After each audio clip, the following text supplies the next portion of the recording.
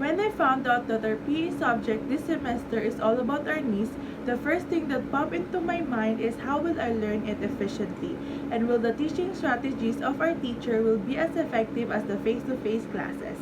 When I found out I will learn Arnis, I felt excited and curious. I felt excited because it is new to me.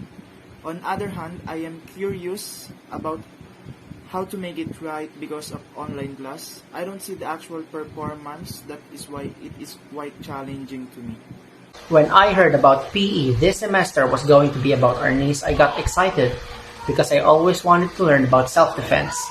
Not only that, I also learned that it will give us some health benefits. I heard that the PE is our niece. I think about how will I perform it because of the space in the house. And it's also exciting because I will learn what are the real use of the sticks and how will I defend myself using it. When I found out that our lesson this semester is all about our niece, I was excited because I had already studied it when I was in elementary school, but I'm just curious about what or how we will do the activities for this subject.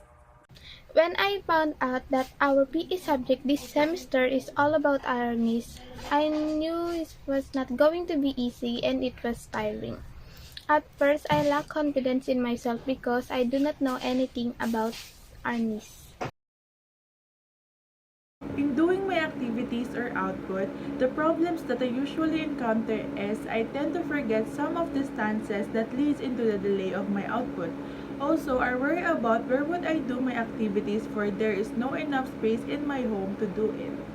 Most of the time, I am not sure with my steps when I perform it because I cannot see the actual. But with the guide of PE teachers with their video provided, I learn and I can perform it well.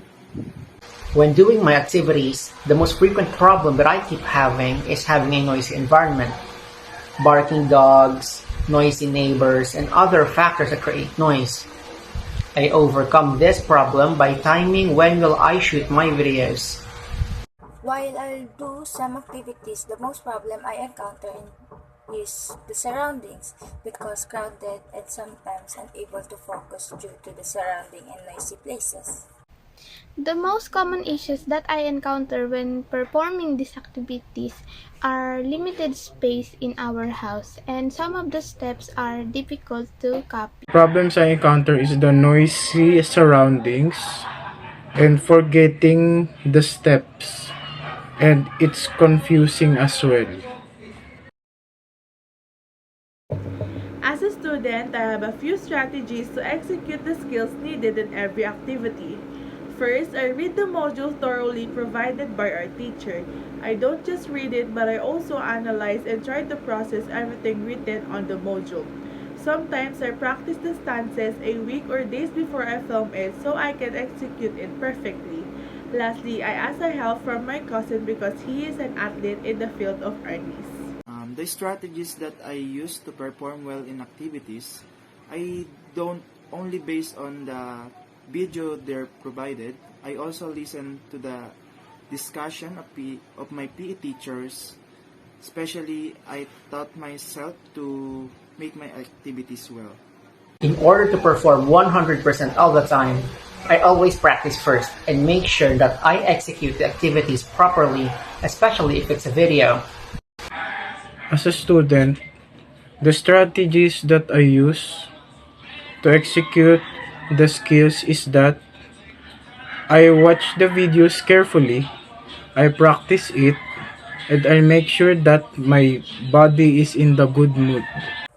As a student, the strategies I use are I just watch over and over again while copying the activities to get it right.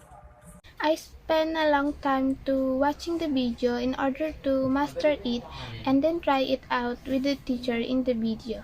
I have to watch it several times in order to get it right.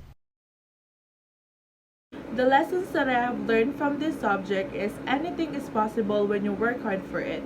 Everything and anything is possible when you do all things with dedication and when you put your heart on it. Our subject teacher taught us to be grateful and find beauty in everything, even on the smallest things. In addition, he made me realize that even though we're facing different adversities right now because of the pandemic, there are still good things that will happen in our lives. Um, I learned so much, such as how to maintain good physical and mental health. PE subject is not only about our needs this semester, it is about skills and knowledge that I can use to my future.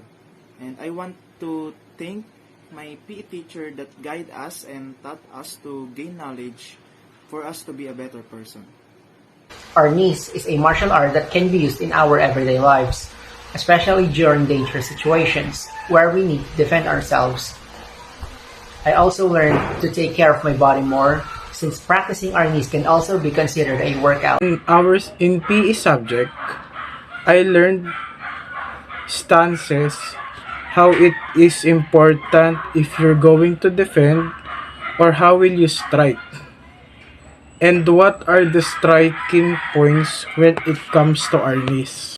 I learned the basic use of our knees, the stances, and it helps me some self-defense that I need for myself. Lesson I have learned in this subject have helped me to improve my stamina. The second thing is I can protect myself from any people who want to harm me and from any unexpected situations.